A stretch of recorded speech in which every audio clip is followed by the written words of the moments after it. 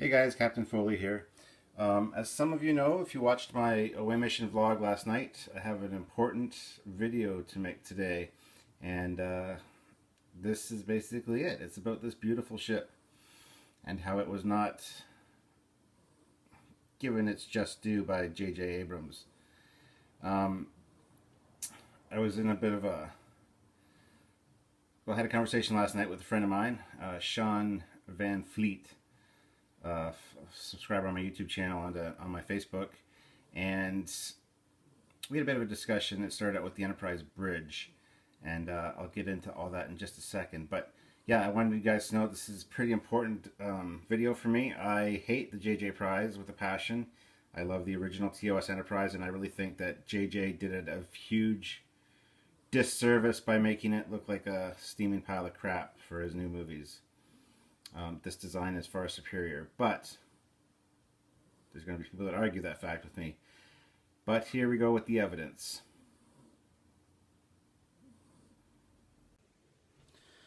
So there's no excuse, first of all, no matter what I say, no matter what evidence I provide you guys, there's no excuse for JJ's Enterprise.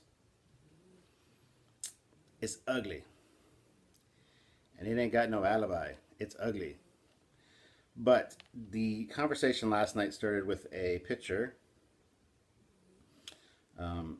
that my Sean Chordle, or Sean Van Fleet posted of the new bridge and the old bridge side by side. And it says the same yet different. Well, that's just asking for trouble, because I obviously have to chime in on that. And so I said, yet not at all the same.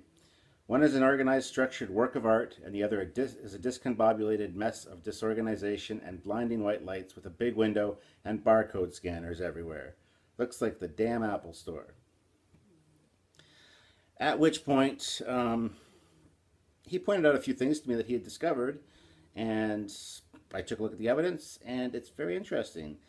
And it shows how bad of a director JJ actually is. Now, I know a lot of people are saying, don't give JJ hassle. He can only direct what he's given, and it's the writers, Roberto Orci and Alex Kurtzman's fault. And yes, it is. Most of the abomination that is the new Star Trek is their fault. However, they have a few redeeming qualities that JJ, in his infinite wisdom, decided to cut out of his final draft of either the 2009 Star Trek and also the latest one, Star Trek Into Darkness. So there's a deleted scene that I'm going to show you guys in a minute that should have been left in the movie. It would have caused a lot less friction between JJ fans and real Star Trek fans, and it might have raised a few questions, but it also would have answered quite a few. As it turns out, in JJ's Star Trek, at the time of the Kelvin encountering Nero's ship, there were, in fact, Constitution-class starships, the exact same as how they're supposed to look in TOS. Because of the run-in with Nero, and because when George Kirk slammed the Kelvin into that ship, there would have been debris from Nero's ship as well, which some of the escaping shuttles might have collected. Also, the Klingons got in on it, and the Klingons arrested Nero and had him on Rurapente for about 25 years. Well, 25 I think is the number. It seems a little long to me, but if you ever wonder what Nero's doing all that time in Star Trek 2009, it's because there were deleted scenes with him on Rurapente as a prisoner of the Klingons, and he eventually escapes. But that's kind of inconsequential. What we're focusing on here is the Kelvin and the Nero ship. Now, when I first saw 2009 Star Trek, the first scene with the Kelvin coming in, and you hear the bridge, the bing, bing, bing, bing, bing, bing, bing, bing, and you see the new uniforms, and they got the communicators, they got the communicators right. It's perfect. It's like it's how the movie should have been, the whole thing. Hold on a second. Sorry about that. So I was all excited. because the Kelvin, looked a little off, but it was original series design, looked kind of cool. A few little things wrong, but whatever. I can deal with change. That's not the issue. And a lot of people say, oh, these JJ haters, they can't deal with change, and that's just total bullshit. Because we can, as long as it's good change and it makes fucking sense. However, after the ship collided with Nero's ship, there would have been debris and evidence of Nero's ship from the future. And what happened was Starfleet got a hold of that. Well, Section 31 did, apparently. And they re-engineered, or they reverse-engineered, some of the technology to improve their fleet, to make it larger, more able to deal with a threat like Nero's ship should it happen again. Because it's happened, happened once, it could happen again. So they scrapped the original fleet in favor of a new, larger, more advanced fleet. It makes perfect sense. Now you think they would explain this in the movies.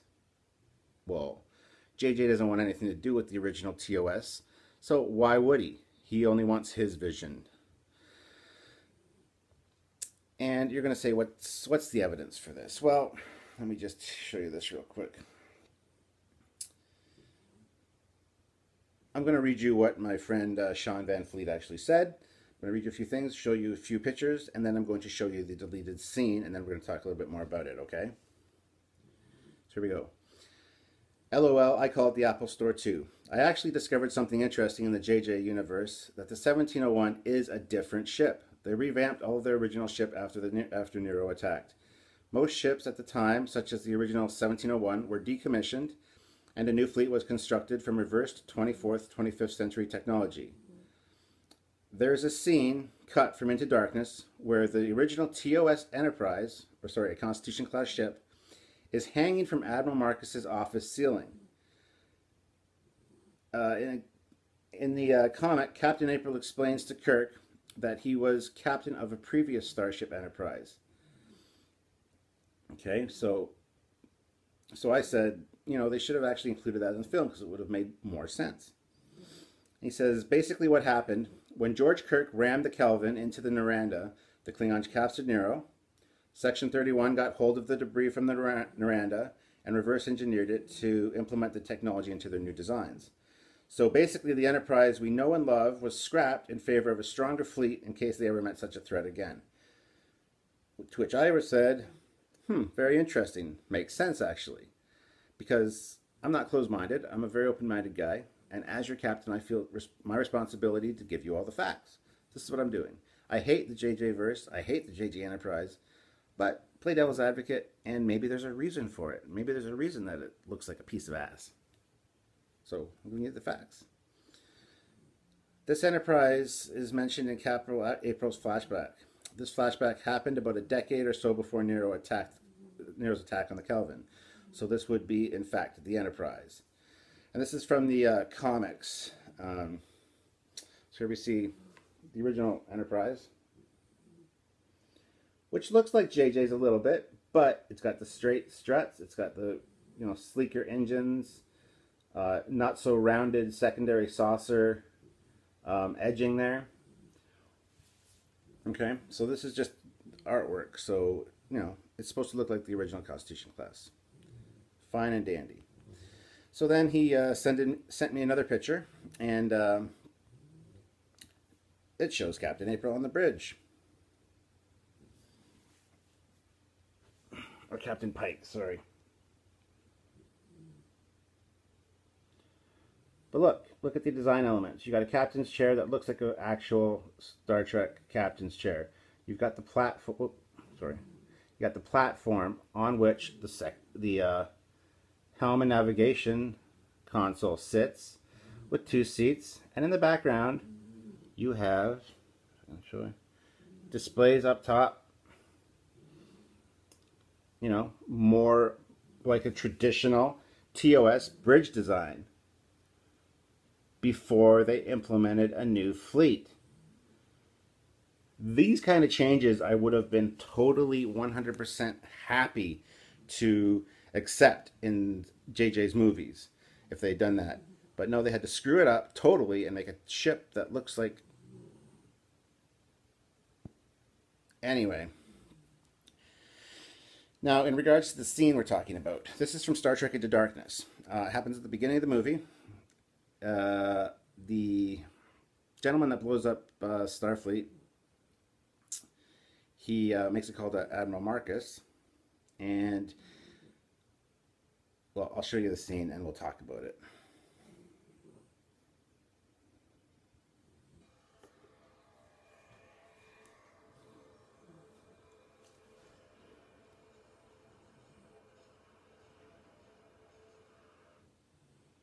Look at that. An original, perfect Constitution class ship hanging from his ceiling.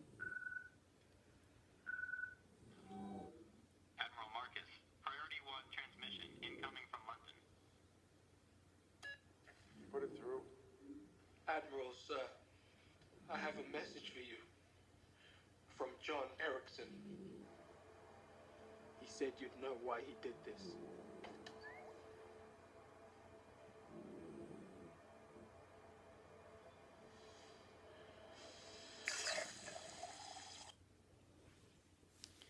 And of course, we all know what happens from there. So as we know, Admiral Marcus is very interested in starship design, as is evident from the row of ships behind his desk.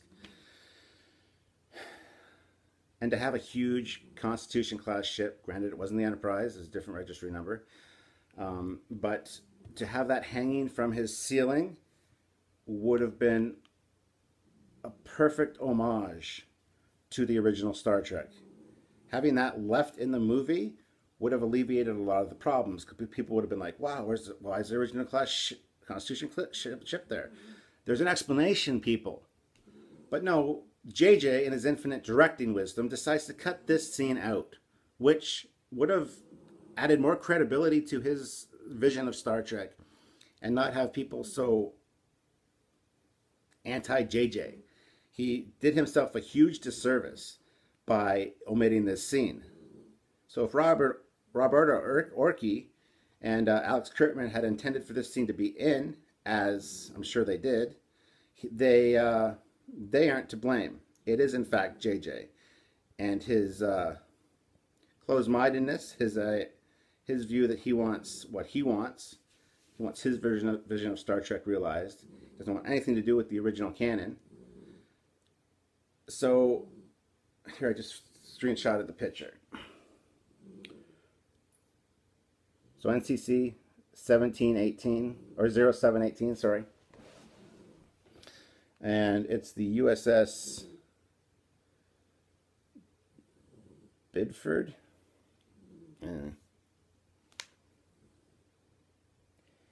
But it's a perfect representation of a Constitution class cruiser. So there you have it, guys. I want your thoughts, your insights into this. I think that JJ's has a little bit more credibility now, but this scene should have been left in. There should be a director's cut released, perhaps, of both movies, the 2009 and the new one, detailing or giving these deleted scenes in their proper sequence, and the movies would make a lot more sense. So there you have it, guys. I'm not the closed-minded guy guy that you thought I was. I am very open-minded. I love Star Trek. This is Star Trek. You got to deal with it, like it or lump it. It's here. It's here to stay.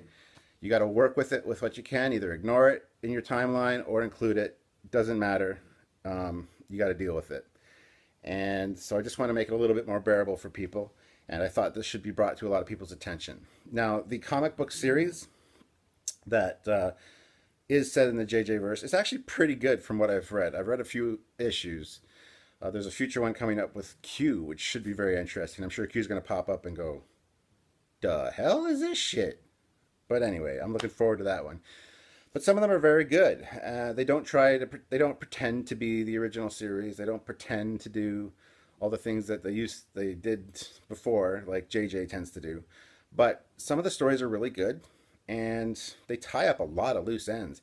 Even how they found Khan, even why Khan looks white.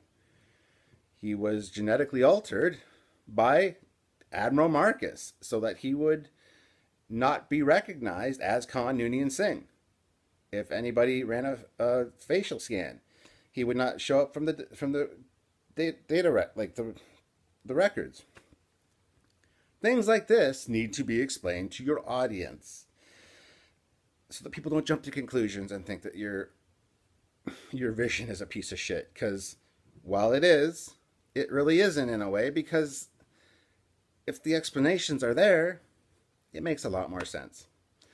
That's all I'm getting at, guys. I also want to say thank you to everybody who checked out my very first away mission vlog. I tend to do more of those. They're just basically behind the scenes, ideas for the next upcoming video, or how my day went, or a new Star Trek related item I'm getting, or reflections on past videos, problems I had while filming, things like that. Kind of a behind the scenes look at Captain Foley's universe, which is the Prime universe. It ain't JJ's universe. So expect more of the away mission vlogs. I find them kind of fun to do, actually. Kind of a change of pace, and you get to see just kind of what's going on. So that's everything, guys. Please like this video, subscribe, share it with any Star Trek fans or JJ lovers, JJ haters, whatever you feel. Like I said, I do not like JJ's Star Trek very much. However, I am open-minded. I am willing to take on new ideas and to kind of play devil's advocate and stick up for him every once in a while. And in this instance, I'm sticking up for Roberto Orci and Alex Kurtzman. If they wrote those into the script, beautiful, guys. Good job. You're doing what you're supposed to do. JJ, thank you for filming the scene. However, leave it in the movie. It could have been left in the movie at the beginning. It would have made my day to see an original Constitution-class ship on screen. It's a nod to the original. Much like Michael Bay with the new Transformers movie. I don't know if you guys know this yet, but in the beginning of the movie, the Autobots are in hiding again. And Optimus Prime is, in fact, an original series flat-nosed Mack pickup truck. A little beat up and dirty and old, but it's a nod to the original Transformers, which Michael Bay also ruined with his movies. However, that can be overlooked. They're not bad movies for what they are. So, there you have it, guys. Just give us a little nod, JJ, every once in a while. Keep us happy. Roberto Orci, I hope you do the right thing, and that try to fix a few things wrong with the universe. Doesn't fix everything, obviously. There's no way that you can beam from Earth to Kronos. You can't fly there in a day and back. Fly to Kronos and back to Earth in a day. Still a lot of problems with JJ's, but you know what? This is one step closer to being tolerant of it, because it rescues my favorite character, which is right there on screen, the original Enterprise, who I was very disappointed to see turned into a damn hot rod. Anyway, guys, I'm going to let you go, let you mull that over. Please comment below, let me know what you think. Any additional information you might have to back me up or disprove me, whatever, I don't care. Comment suggestions below. Please like and subscribe and pass this video along. Thank you very much, guys. Captain Foley signing off. Bye-bye.